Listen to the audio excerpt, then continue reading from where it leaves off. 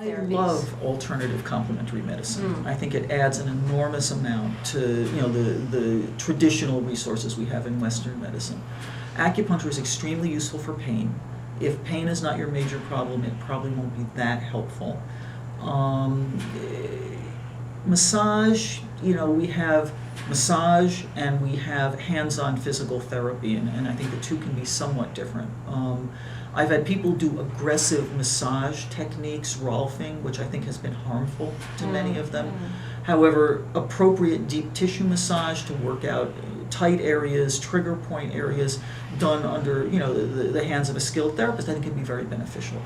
And a good massage is very comfortable, but I think the things you have to be wary of are the more aggressive, non-supervised massage techniques, which can cause damage.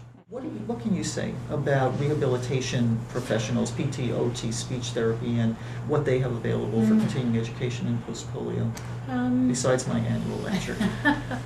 I think across the United States there are several courses that are offered. It depends if the individual therapist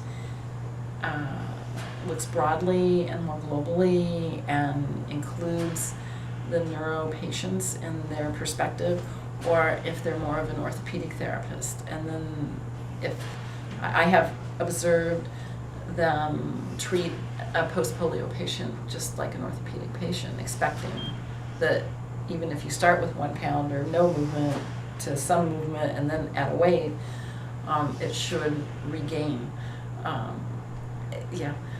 Versus you start somebody out with 30 repetitions of something, they will get worse. Yeah. There's no question. And I think that's that simple thing. Any physical therapy prescription that I write for somebody who's living out in Hooppetsville and there's nobody knowledgeable out there and there's one physical therapist in the mountains, I can write very specifically, low repetition, gradual increasing resistance, avoid pain and fatigue, and that should be enough for them to structure an appropriate But they program. often don't understand that the low resistance, start with low repetitions, gradually increase, depending upon how many motor units the individual has left. You may be able to move faster than a snail for some, and it's still a snail or slower for others, and they're not at that level. We do have the World Confederation of Physical Therapy that meets around in different areas, and then 2 years ago there was in Salt Lake City, Utah, there was a huge neuro meeting that I went to, and people from other countries came, and we covered many diagnoses and strategies for different diagnoses. So including post-polio? So I think it just depends what arena you're in the physical therapy world. But I think rehabilitation psychology might be a very good group of healthcare professionals to explore a little bit, make sure that they're knowledgeable about post-polio. If reasoning doesn't work, if showing them, here you went out shopping all day, the next day you spent it in bed, is this a helpful pattern for you? And some people are willing to accept the fact that they can go out and do everything they need to do on one day and spend the rest of the week in bed, and they're comfortable with that. Unfortunately, it's hard to convince somebody that they could be adding neuromuscular damage by doing that, because it may take months or a couple of years for them to see that, gosh, I am weaker, and now I can't do that anymore physically. Not that I'm trying to avoid pain and fatigue, but I physically can't do it, and potentially my overuse is behind that. So it's kind of like, after the fact they realize, oh, I shouldn't have been doing that, and then it may be a little too late. I think working in support groups, attending support groups, sharing things with other individuals who have already learned their lesson can be very helpful. And I think working with a rehabilitation psychologist, the same kinds of psychologists that work with people with traumatic brain injury, people with spinal cord injury, could also be helpful in changing their expectations and helping to remodel their approach to life, still being able to do everything they enjoy doing, just doing it in a different way.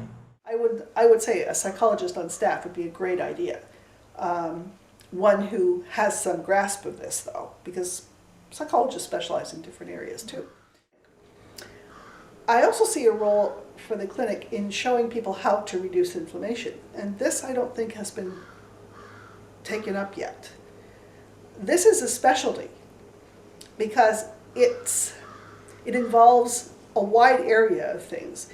In particular, though, it involves lifestyle, and it involves both reduction of stress, psychological stress, physical stress, and food, changes in eating, because they all play a huge role in whether or not you have rampant inflammation or you are dampening it.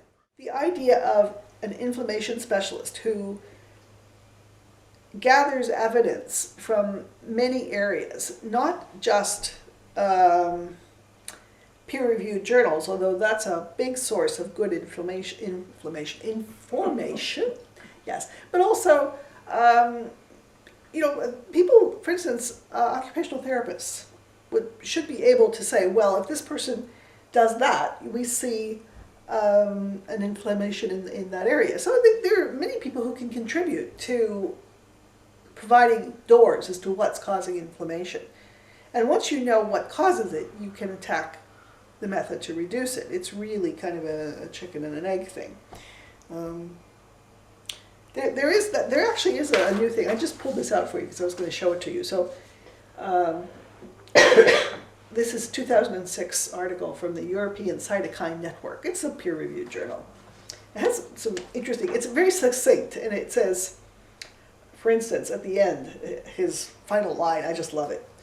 Thus, it can be considered that obesity corresponds to a subclinical inflammatory condition that promotes the production of pro-inflammatory factors involved in the pathogenesis of insulin resistance. Basically, overweight equals insulin resistance. This is not news. I mean, people have been being told all along that if you are diabetic, you need to reduce your weight.